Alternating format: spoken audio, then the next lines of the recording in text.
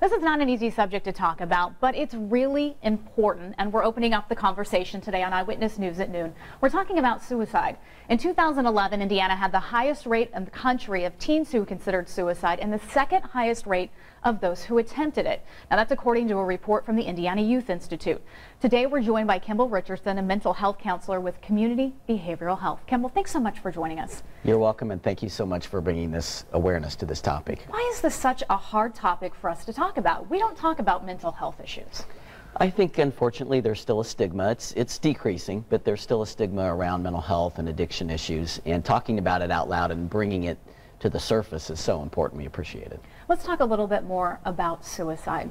How do we see warning signs of someone that may be in our lives that may be really struggling? You know, periodically, someone will be what I would consider obvious. I want to kill myself, but more often it's somewhat vague. You know, I'm tired. I don't know if I want to go on. You'd be better off without me.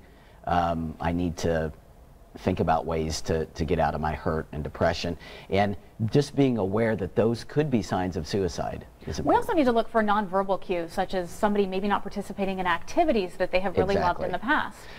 Failing grades for students, being more withdrawn, being more irritable, using drugs or alcohol as ways to cope, sleep problems, appetite difficulties. There are signs. So there are a lot of signs. Absolutely. What can we do if we do notice that one of our loved ones seems like they may be contemplating this?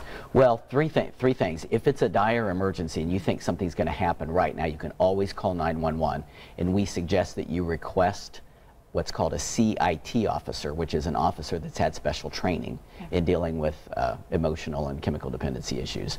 You can talk to the person directly and say, I'm worried about you and I'd like to get you some help, or tell a trusted adult.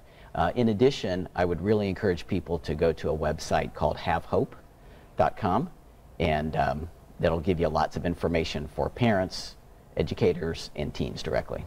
And if you're struggling yourself, there's something you can do right now. Just go ahead and text a phone number, and you're going to be connected to somebody that will help you with resources. Right, 20121. 20121 is a text-to-help line, and a professional will get right back with you.